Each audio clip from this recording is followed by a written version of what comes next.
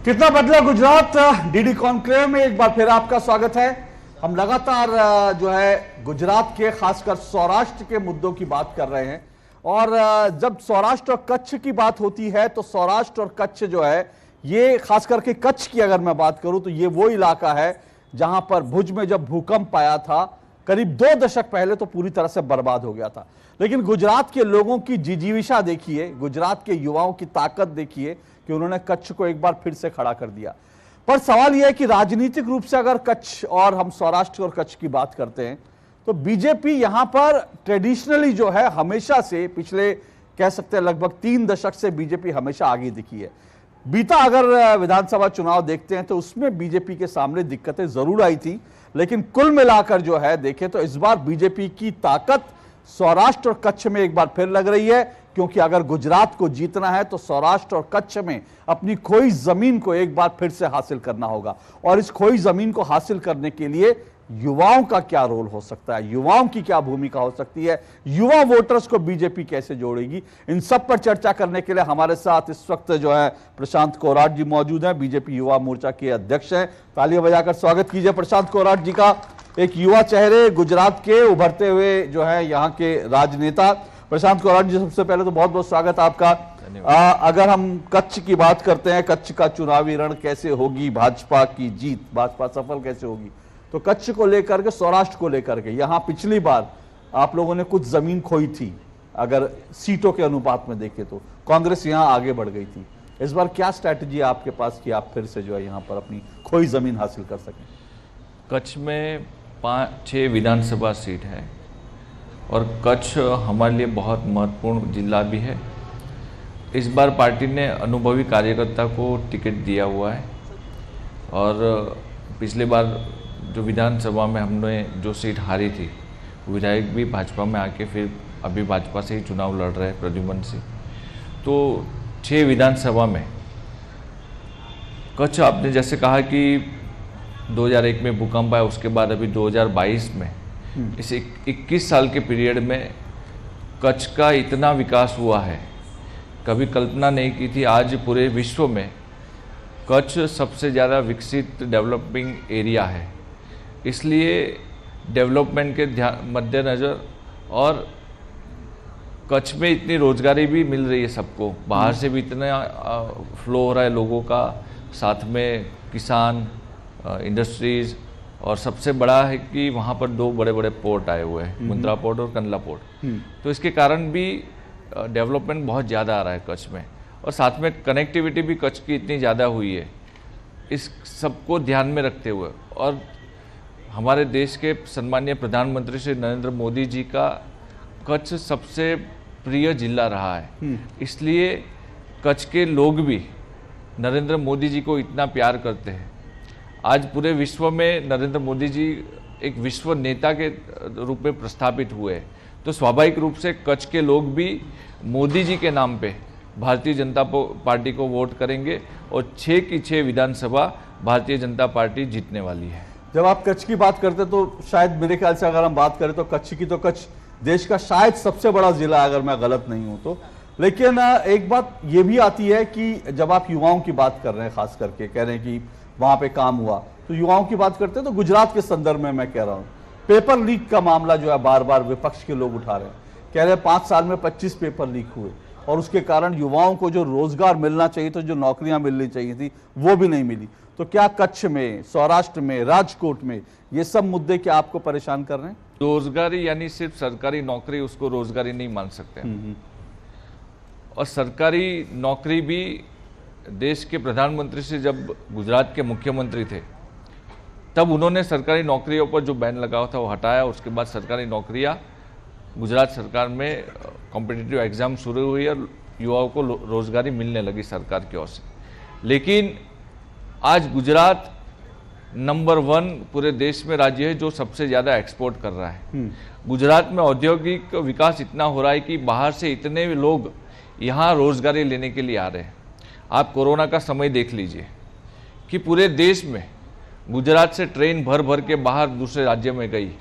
क्यों? क्योंकि बाहर से लोग यहाँ रोजगारी प्राप्त करने के लिए आए थे। जब लॉकडाउन लगा तो यही लोग अपने राज्य में वापस गए। पर ऐसा हमने कहीं दृश्य नहीं देखा कि गुजरात में ट्रेन भर के कहीं से आई। यानी रोजगारी देने में अगर कोई सबसे ज़्यादा नंबर 1 राज्य है पूरे देश में तो गुजरात है। और युवाओं से संबंधित अगर बात करें तो गुजरात का युवा जॉब सीकर नहीं, जॉब गिवर है। गुजरात का युवा पढ़ाई लिखाई के बाद अपनी फैक्ट्री, अपना बिजनेस सेटअप करने के लिए स्टार्टअप के माध्यम से तत्पर रहता है। इसलिए गुजरात का युवा जॉब तो लेता है पर जॉब देता भी है। इसलिए रोजगारी, अगर आप सरकारी आंकड़े भी देख लेंगे तो गुजरात का जो रोजगारी का, अब बेरोजगार का जो रेट है वो सबसे कम है। लेकिन पेपर लीक पर आपने कुछ नहीं कहा। 5 साल में 25 बार पेपर लीक हो जाते हैं। ये कहीं ना कहीं जो है सरकार की विफलता नहीं दिखाता? देखिए, जो भी पेपर लीक हुआ है वो सरकार की ओर से नहीं, जहाँ केंद्र होता है वहाँ से चूक हुई है। पर जो भी इसके पीछे जिम्मेदार है सबके ऊपर केस दायर किया गया है और सबको कहीं ना कहीं कानून के दायरे में आके उनको सजा मिलने वाली है। इसमें किसी को छोड़ा नहीं जाएगा। और आने वाले समय में भी हम लोग रोजगारी, हमारी सरकार, भारतीय जनता पार्टी की सरकार सरकारी रोजगारी देने में मानती है। इसलिए आने वाले समय में भी इतनी सरकारी रोजगारी, सरकारी नौकरियां आज के युवाओं को देने वाले हैं। उसमें ये जो भी चूक हुई है इसको कहीं ना कहीं ठीक करके आने वाले समय में फ्री एंड फेयर एग्जामिनेशन हो, ऐसा हम लोग वातावरण क्रिएट करेंगे। और आज आप देख लीजिए कितने भी सारे जो भी सरकारी अधिकारी है गुजरात में, जो जीपीएससी क्लियर करके आए हो या गुजरात की जो भी कॉम्पिटिटिव एग्जाम है उसको क्लियर करके आते हैं, वो सामान्य गरीब परिवार से आते हैं। कोई किसी की कैपेसिटी ये नहीं है कि इतना पैसा दे के ये नौकरी ले लिया। अब कोई भी आज गुजरात सरकार या भारतीय जनता पार्टी की सरकार के ऊपर कोई भी आरोप नहीं लगा सकता कि मैंने इतना पैसा दे के नौकरी प्राप्त की है। पहले के समय में जब कांग्रेस का समय था तब सारे जो अधिकारियों की भर्ती होती थी, वो पीएसआई हो, मामलतदार हो, जो भी कांस्टेबल की भर्ती हो या क्लार्क की भी भर्ती हो, तो सब में दाम लिखे जाते थे कि इसका इतना दाम है, इसका इतना दाम है। तो सामान्य गरीब परिवार से कोई सरकारी नौकरियां प्राप्त नहीं कर सकता था। आज किसान का बेटा, मजदूर का बेटा भी गुजरात के अंदर डिप्टी कलेक्टर, डीवाईएसपी बन सकता है। उसका कारण ये है कि फ्री एंड फेयर एग्जामिनेशन होती है और इतना सारा काम सरकार की ओर से होता है तो कहीं चूक रह जाती है। पर ये चूक के कारण हम सारी एग्जामिनेशन को कहीं गलत नहीं ठहरा सकते, क्योंकि जो दिया है वो फ्री, ये अनुकूल वातावरण में सबको दिया हुआ है। एक बात और, युवाओं की जब बात आती है, युवाओं को काफी टिकट दिया बीजेपी ने इस बार, और ऐसा युवाओं को टिकट देने के लिए हम राजकोट में बैठे हैं, विजय रूपाणी जैसे पूर्व मुख्यमंत्री, उनका टिकट कट गया। नितिन पटेल जो है उन्होंने, मतलब वो आप कह सकते हैं कि उन्होंने मना किया, लेकिन मोटे तौर पर माने जा रहा है कि भाई ये इतने बुजुर्ग नेता जो लगातार चुनाव जीत रहे वो करके, और जो पार्टी में बाहर से आए ऐसे युवाओं को भी आप लोगों ने टिकट दे दिया। तो क्या ये युवाओं को जोड़ने की कोशिश है कि भाई, क्योंकि युवा जो है यहाँ का काफी जो है उसको लगता है कि एक बदलाव होना चाहिए? देखिए, Bharatiya Janata party cadre based party है और पार्टी विद डिफरेंस, हम भारतीय जनता पार्टी में कहते हैं कि पार्टी विद डिफरेंस है, क्योंकि हर बार अलग कुछ करने की सोच रखती है तो भारतीय जनता पार्टी रखती है। तो हमने और हमारी पार्टी ने इस बात तय किया था कि नए युवाओं को उनको मौका मिले, वो भी मैदान में आए, चुनावी मैदान में आए, चुनाव लड़े और अपने क्षेत्रों में उसको रिप्रेजेंट करे। विजय भाई रूपाणी जी हो, नितिन पटेल जी हो, हमारे सीनियर लीडर हैं। उन्होंने कहीं अपने आप से मना किया कि नए युवाओं को चांस मिले, तक मिले, वो भी विधानसभा में चुनाव लड़े। और आपने जो नए युवाओं की बात कही, बाहरी युवाओं की, देखिए वो भी कहीं ना कहीं आंदोलन के माध्यम से एक नेता बने हैं। कोई ना कोई पॉलिटिकल इश्यू को लेके उन्होंने भी आंदोलन किया था और नेतागिरी प्रस्थापित की थी। तो वैसे युवा तो कहीं ना कहीं युवाओं के लिए लड़ते हैं, उनको पार्टी ने टिकट दिया है। तो आने वाले समय में वो भी चुनाव जीत के विधानसभा के अंदर लोगों का नेतृत्व करेंगे, युवाओं का नेतृत्व करेंगे, तो पार्टी के लिए भी अच्छा है। और कई सारे ऐसे कार्यकर्ता भी है, उनको भी टिकट मिला है जो वर्षों से पार्टी का काम कर रहे हैं। पार्टी में कुल मिलाकर अगर मैं गुजरात की बात करूं तो 50 लाख जो है वो युवा वोटर हैं, करीब 12 लाख ऐसे वोटर हैं जो पहली बार फर्स्ट टाइम वोट करेंगे। लेकिन मैं फिर कह रहा हूं कि ये वो वोटर है, क्योंकि आप जिस परिस्थितियों में यहां पर आए, आप गुजरात की 20 साल 21 साल पहले बताते हैं गुजरात ऐसा था, यहाँ क्राइम था, यहाँ करप्शन था। ये जो नया वोटर है इसको तो पता ही नहीं, क्योंकि उसने वो गुजरात देखा ही नहीं। ये आपको देख रहे हैं, बीजेपी को देख रहे हैं, लगातार देख रहे हैं, और इनको लगता है कि भाई कुछ नया हो जाए। तो ये एक चुनौती बनती है, न्यू वोटर, यंग वोटर। स्वाभाविक है कि आज का जो युवा है, आपने जैसे कहा कि 50 लाख युवा मतदाता, 2017 का विधानसभा का जो चुनाव खत्म हुआ और 2022 तक ये 5 साल के समय में 18 से 23 साल का जो युवा है वो पहली बार विधानसभा में वोट डालेगा। 11 लाख ऐसे मतदाता है जो 18 साल कंप्लीट करके इस बार पहली बार वोट कर रहे हैं, और बाकी सारे जो है 50 लाख में से वो लोग पहली बार विधानसभा में वोट करेंगे। उन्होंने ग्राम पंचायत, नगर पालिका, महानगर पालिका या फिर लोकसभा में वोट किया है, पर पहली बार विधानसभा में वोट करेंगे। तो ये जो मतदाता है 18 से 23 वाले, इन्होंने कभी दूसरी पार्टियों का शासन गुजरात के अंदर नहीं देखा है। पिछले 27 साल से भारतीय जनता पार्टी गुजरात के अंदर है, हमारी सरकार है गुजरात के अंदर। तो गुजरात में जब से उनका जन्म गुजरात में हुआ है, तब से उन्होंने 24 घंटा बिजली देखी है, नल से आया हुआ पानी देखा हुआ है, उन्होंने फ्री एंड फेयर एजुकेशन देखा हुआ है, गुजरात की शांति, सुरक्षा और सलामती उन्होंने ये सब देखा हुआ है।